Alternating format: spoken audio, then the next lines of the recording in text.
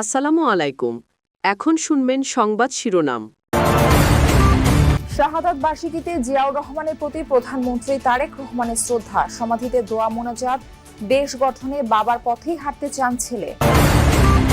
সীমাবদ্ধতা সত্ত্বেও জুলাই থেকেই ধাপে ধাপে সরকারি কর্মচারীদের বেতন বাড়ানোর সিদ্ধান্ত, সুবিধা পাবেন পেনশনভোগীরাও, বাজেটে থাকছে নির্দেশনা। ছুটি শেষে ঢিলে ঢালাভাবে ঢাকা ফিরছেন নগরবাসী, আজও রাজধানী ছাড়ছেন অনেকে। কোরবানির পর তৃতীয় দিনেও অনেক এলাকায় সরানো হয়নি বর্জ্যের স্তূপ। পবিত্র হজ পালন শেষে প্রথম ফিরতি ফ্লাইটে দেশে পৌঁছালেন 419 হাজি। আজ 12টি ফ্লাইটে আসবেন আরো 5015 জন। এতক্ষণ শুনছিলেন সংবাদ শিরোনাম, এবার বিস্তারিত। বিএনপি প্রতিষ্ঠাতা ও সাবেক রাষ্ট্রপতি শহীদ জিয়াউর রহমানের শাহাদাত বার্ষিকীতে তার সমাধিতে শ্রদ্ধা নিবেদন করলেন প্রধানমন্ত্রী ও দলের চেয়ারম্যান তারেক রহমান। সকাল 10:30 নাগাদ সমাধিস্থলে পৌঁছান তারেক রহমান। সরকার প্রধান হিসেবে প্রথমে কবর জিয়ারত করেন তিনি। এ সময় তিনবারের প্রধানমন্ত্রী ও মা খালেদা জিয়ারও রুহের মাগফিরাত কামনা করেন তিনি। এরপর ফুলেল শ্রদ্ধা নিবেদন করেন সমাধিতে। পরে দলীয় প্রধান হিসেবে নেতাকর্মীদের সাথে সমাধিতে দোয়া ও মোনাজাত করেন। এ সময় উপস্থিত ছিলেন বিএনপির কেন্দ্রীয় ও জ্যেষ্ঠ নেতৃবৃন্দ। তারা পুষ্পস্তবক অর্পণের মাধ্যমে জানান গভীর শ্রদ্ধা। শ্রদ্ধা নিবেদন শেষে রাজধানীর বিভিন্ন স্থানে দুস্থ মানুষদের মধ্যে খাদ্য সামগ্রী ও বস্ত্র বিতরণ করছেন প্রধানমন্ত্রী। পল্লবীতে খাদ্য বিতরণকালে তিনি বলেন, জিয়াউর রহমান শিখিয়ে গেছেন কিভাবে দেশ গঠন করতে হয়। দেশের সেবা এবং মানুষের পাশে দাঁড়ানোই ছিল শহীদ রাষ্ট্রপতি জিয়াউর রহমানের প্রধান লক্ষ্য। তার দেখানো পথেই দেশ গঠন করতে হবে, এই মন্তব্য করেন প্রধানমন্ত্রী। এদিকে দলের প্রতিষ্ঠাতা ও সাবেক রাষ্ট্রপতি শহীদ জিয়াউর রহমান স্মরণে 25 মে থেকে জুনের 1 তারিখ পর্যন্ত 8 দিনের বিশেষ কর্মসূচি ঘোষণা করেছে বিএনপি। রাজধানীর প্রতিটি ওয়ার্ড এবং ঢাকার বাইরেও নেওয়া হয়েছে বিভিন্ন উদ্যোগ। একদলীয় শাসন থেকে গণতন্ত্রে উত্তরণের প্রতীক ছিলেন বিএনপির প্রতিষ্ঠাতা জিয়াউর রহমান, এই মন্তব্য করেছেন বিএনপির মহাসচিব ও স্থানীয় সরকার মন্ত্রী মির্জা ফখরুল ইসলাম আলমগীর। সাবেক রাষ্ট্রপতির 45তম শাহাদাত বার্ষিকীতে তার প্রতি শ্রদ্ধা জানানোর আগে এই কথা বলেন। জিয়াউর রহমানের দেখানো পথেই বিএনপি পরিচালিত হচ্ছে বলে জানিয়েছেন স্বরাষ্ট্রমন্ত্রী সালাউদ্দিন আহমদ। জানান, জনপ্রত্যাশা অনুযায়ী বাংলাদেশ বিনির্মাণ করতে চায় বিএনপি সরকার। সরকারি কর্মচারীদের জন্য আসছে সুখবর, দীর্ঘ প্রতীক্ষার পর বাড়ছে বেতন। তবে সীমাবদ্ধতার কারণে কাঙ্ক্ষিত বৃদ্ধি হচ্ছে না। জুলাই থেকে ধাপে ধাপে বেতন বৃদ্ধির চিন্তা করছে সরকার। আসন্ন বাজেটে এই বিষয়ে থাকবে দিক নির্দেশনা। কর্মচারীরা বলছেন, আয়ের তুলনায় ব্যয়ের ব্যবধান অনেক। মূল্যস্ফীতির কারণে বেতন দিয়ে জীবন নির্বাহ করা কঠিন। বিশ্লেষকরা বলছেন, বেতন বৃদ্ধি দরকার, কিন্তু অর্থায়ন হবে কোথা থেকে? আয় বৃদ্ধি না হলে সংকুচিত হবে ব্যয়ের খাত। প্রশাসনের প্রাণকেন্দ্র সচিবালয়, ভর্তুকি দামে টিসিবির পণ্য বিক্রির দৃশ্য। বাজার থেকে কিছুটা কম দামে তেল, ডাল, চিনি নিতে সরকারি কর্মচারীদের ভিড়। নিয়মিতই থাকে এমন জটলা। দাপ্তরিক কাজ ফেলে কর্মচারীরা পণ্যের জন্য লাইন ধরেন, কারণ দামের সঙ্গে আর কুলিয়ে ওঠা যাচ্ছে না। 15 দিনেই শেষ হয় বেতন। সরকারি কর্মচারীদের বড় অংশেরই এমন দুরবস্থা। দীর্ঘ সময় ধরে উচ্চ মূল্যস্ফীতিতে হাসপাস অবস্থা। বাড়ছে আয়ের সঙ্গে ব্যয়ের ব্যবধান। সরকারি চাকরিজীবীদের বেতন পর্যালোচনায় গেল বছরের জুলাই মাসে পে কমিশন গঠন করে অন্তর্বর্তী সরকার।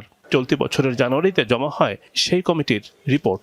জাকির আহমেদ খান কমিশনের সুপারিশ অনুযায়ী সর্বনিম্ন 20 স্কেলের চাকরিজীবীদের মূল বেতন সুপারিশ করা হয় 20,000 টাকা। চলমান সর্বনিম্ন বেতন 8,250 টাকা। সর্বোচ্চ প্রথম স্কেলের মূল বেতন এখন 78,000 টাকা। ওই বেতন বৃদ্ধি করে সুপারিশ করা হয় 1,60,000 টাকা। গড়ে বেতন বৃদ্ধির সুপারিশ করা হয় 100 থেকে 140%। অর্থের সীমাবদ্ধতা থাকলেও আগামী অর্থবছর থেকে নতুন বেতন কাঠামো বাস্তবায়ন শুরু করতে চায় সরকার। 3 অর্থবছরে 3 ধাপে দেয়া হবে বর্ধিত বেতন ও ভাতা। প্রথম 2 অর্থবছরে দেয়া হবে 50% করে মূল বেতন, আর তৃতীয় অর্থবছরে দেয়া হবে ভাতা। প্রধানমন্ত্রী এই সিদ্ধান্তে নীতিগত সম্মতি দিয়েছেন। পেনশনভোগীদের পেনশনের হারও বাড়ছে। মাসে 20,000 টাকার কম পেনশনভোগীর বৃদ্ধি হতে পারে 100%। মাসে যারা 20 থেকে 40,000 টাকা পেনশন পান, তাদের পেনশন বৃদ্ধি হতে পারে 75%। পে স্কেল বাস্তবায়নে আগামী অর্থ বছরে দরকার 35,000 কোটি টাকা। চলতি অর্থ বছরে এই খাতে বরাদ্দ আছে 84,000 কোটি টাকার বেশি। প্রশ্ন হচ্ছে, ব্যয় বাড়লেও আয়ের পথ কতটা নিশ্চিত? ঈদের তৃতীয় দিনেও রাজধানীর নারিন্দা এলাকায় বেশ কিছু গলিতে কোরবানির বর্জ্য স্তূপ হয়ে পড়ে আছে। গত 2 দিন ধরে বর্জ্য পরিষ্কার না করায় ক্ষুব্ধ স্থানীয়রা। দুর্গন্ধের রীতিমতো তারা নাজেহাল। স্থানীয়রা বলছেন, কোরবানির হাটের ময়লার পাশাপাশি পশুর বর্জ্য স্তূপ হয়ে পড়ে আছে, অথচ দুদিন ধরে সিটি কর্পোরেশনের কোনো পরিচ্ছন্নতা কার্যক্রম তারা দেখেননি। এর আগে শনিবারের মধ্যে রাজধানীকে পুরোপুরি পরিচ্ছন্ন করার প্রতিশ্রুতি দিয়েছিলেন দুই সিটির প্রশাসক।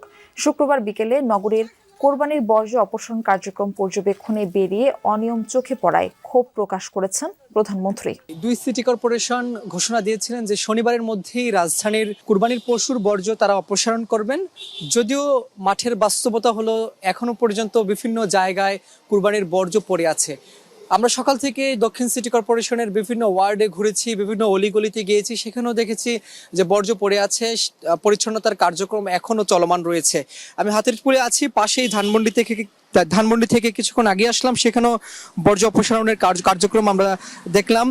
তবে স্থানীয়রা অভিযোগ করছেন আমাদের কাছে যে সিটি কর্পোরেশনের যে উদ্যোগ থাকার কথা, অর্থাৎ তোড়জোড় করে এই ময়লা অপসারণ করে নগরবাসীকে ঈদের আনন্দটা যাতে আনন্দর মতোই দেয়, সেই বিষয়ে তারা অভিযোগ করছেন যে সেটা তারা পাননি। কারণ এই যে অলরেডি আমরা দেখেছি যে বিভিন্ন জায়গায় যে ময়লা আবর্জনা পড়ে আছে, বর্জ্য পড়ে আছে, সেটি ছড়িয়ে গিয়েছে। ছড়িয়ে যাওয়ার পরে যারা শিশু রয়েছেন বা যারা বয়স্ক রয়েছেন তাদের মধ্যে রোগ জীবাণু ছড়ানোর একটি আতঙ্ক কিন্তু রয়েছে। তবে সিটি কর্পোরেশন বলছে যে গত 3 দিনে 28,000 টন বর্জ্য তারা ঢাকা দক্ষিণ সিটি কর্পোরেশন থেকে ডাম্পিং করেছেন চূড়ান্তভাবে।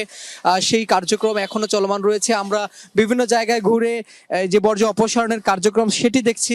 সিটি কর্পোরেশনে যারা পরিচ্ছন্ন কর্মী রয়েছেন তারাও সেখানে অপসারণের কার্যক্রম এখনো চলমান রয়েছে, আমরা বিভিন্ন জায়গায় দেখেছি। তবে গুরুত্বপূর্ণ জায়গায় পবিত্র হজ পালন শেষে প্রথম ফিরতি ফ্লাইটে দেশে পৌঁছালেন 419 জন হাজি। সকাল 10টা 20 মিনিটে হযরত শাহজালাল আন্তর্জাতিক বিমানবন্দরে অবতরণ করে বিমানটি সৌদির স্থানীয় সময় রাত 12টা 10 মিনিটে জেদ্দার কিং আব্দুল আজিজ আন্তর্জাতিক বিমানবন্দর থেকে রওনা দেয় প্রধান ফিরতি ফ্লাইট। সাউদিয়া এয়ারলাইন্সের SV5806 ফ্লাইটের মাধ্যমে শুরু হয় হাজিদের দেশে ফেরার যাত্রা। প্রথম দিন মোট 13টি ফ্লাইটে দেশে ফিরবেন 5434 জন হাজি। তাদের স্বাগত জানাচ্ছেন বিমানবন্দর ও ধর্ম মন্ত্রণালয়ের ঊর্ধ্বতন কর্মকর্তারা। অবতরণের পরেই প্রত্যেক যাত্রীকে দেয়া হচ্ছে 5 লিটার করে জমজমের পানি। গত 17 এপ্রিল রাতে হযরত শাহজালাল আন্তর্জাতিক বিমানবন্দরে এই বছরের হজ ফ্লাইটের উদ্বোধন করেন প্রধানমন্ত্রী তারেক রহমান। বিএনপির প্রতিষ্ঠাতা ও শহীদ প্রেসিডেন্ট জিয়াউর রহমানের 45তম শাহাদাত বার্ষিকীতে দেশজুড়ে পালিত হচ্ছে নানা কর্মসূচি। সকালে রাজশাহী মহানগরীর বিএনপির দলীয় কার্যালয়ে দলীয় পতাকা অর্ধনমিত রাখা হয়, উত্তোলন করা হয় কালো পতাকা। এ সময় ভূমিমন্ত্রী মিজানুর রহমান মিনু বলেন, জিয়াউর রহমানের আদর্শে প্রধানমন্ত্রী তারেক রহমান দেশকে সুসংগঠিত করার কাজ করছেন। পরে জিয়াউর রহমান ও সাবেক প্রধানমন্ত্রী খালেদা জিয়ার রুহের মাগফিরাত কামনায় দোয়া ও মোনাজাত করা হয়।